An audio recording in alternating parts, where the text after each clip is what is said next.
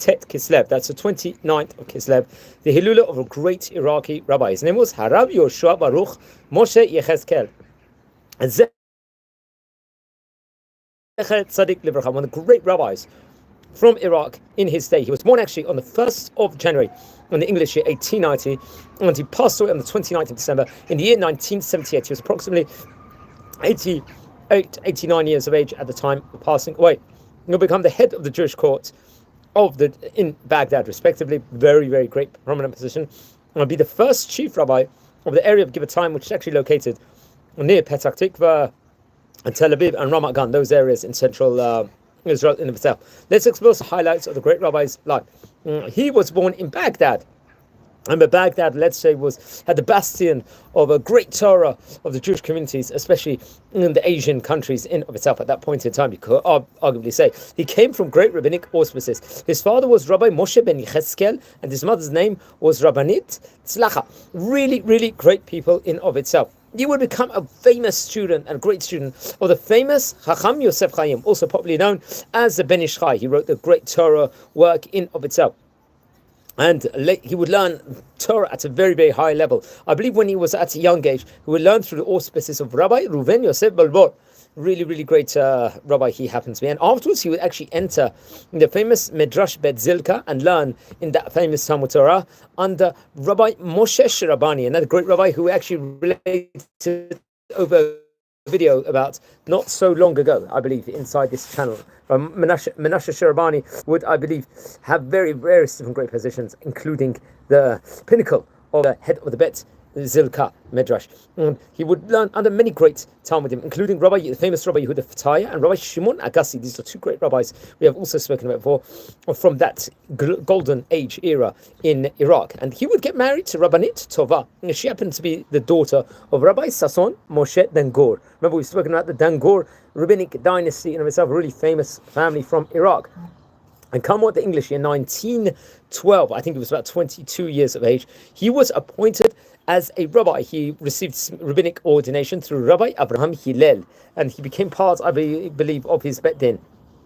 He was like really, let's say, great rabbi in of itself. He would learn over there and get approval to become a shochet, a kosher slaughterer, and this was done through Rabbi Eliyahu Kanosh, really another great rabbi from Iraq in his point in time. I think the First World War would end up breaking out at some stage in time in the mid-1915s, and he would actually, many of the community would actually move to Basra, I think partly to avoid being drafted into the army at that point in time. And over there he would be appointed as a judge, as a Dayan over there. He would later on in English year 1920 return finally to Baghdad, and over there he'll be appointed to become part of the Bet Din over there, the Jewish court, and as a shochet he would work over there, a kosher slaughter and kashrut division, and then he would be appointed as a dayan. He would join, let's just say, the committee of the rabbis of Baghdad, and then I believe, come what the Hebrew year, Hey Taf Shin Zayin, he will be appointed to become the head of the Jewish court in Baghdad. That's naturally we say in Hebrew, the Av Bet Din. He also was a incredible amazing mohel, also an expert mohel in of itself, circumcised many Jewish babies, and I think Muslims even brought their babies to be circumcised through by him. In Yud Bet Iyah, come what the Hebrew year, Hey Tav Shin Yud Aleph, he would actually finally make Aliyah to Eretz Israel. I think it was the time period of the Operation Ezra Nehemiah, Ezra Nehemiah, and he would actually go on to live in Givat Shaul neighborhood in Jerusalem, ultra-Orthodox area in modern day in Jerusalem over there, and he would actually try and run for the second Knesset.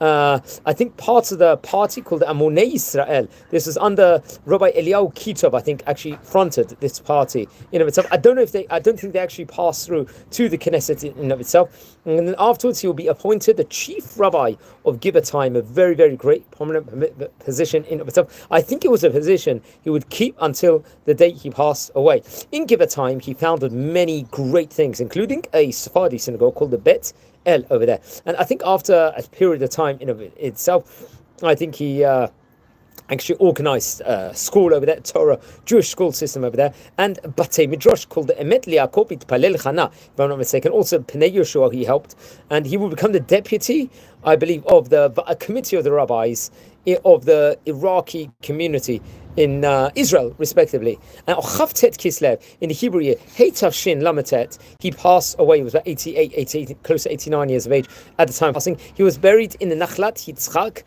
Kever, burial plot. Beit Kaborat Nachlat Yitzchak.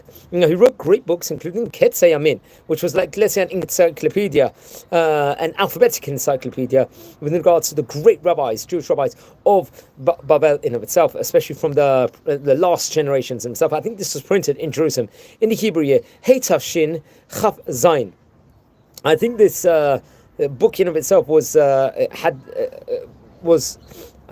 connected also to Rabbi Tzadka Chotzin, famous rabbi in of itself, which had like some sort of like his name was sort of imprinted on it also. Then there was also Moshe Yehezkel, which was a Likut, Mehaskei, Svarot. It was a shut also, She'elot and Tshuvot, question and answers book, within regards to subjects, within regards to teachings on the Talmud, and on the great book, the Zivchei Tzedek, which was actually done from of Rabbi Tzadka Chotzin.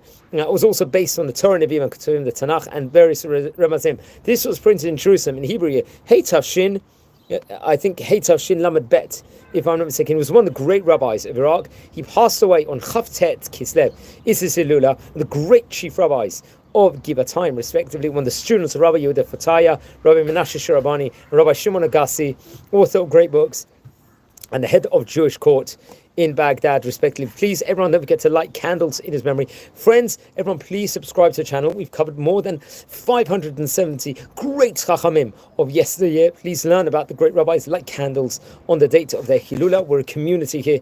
We're trying to learn and about these different time periods all throughout the last 1,000-year circumference in of itself. So wishing you all well. Subscribe to the channel. And if you happen to be related to any of these great chachamim, please send me an email. I would love to hear more. So wishing you all well, and Shabbat Shalom and Hanukkah Sameach. I'm recording this just for Shabbat Parshat Miketz, which falls on Chanukah here in Israel.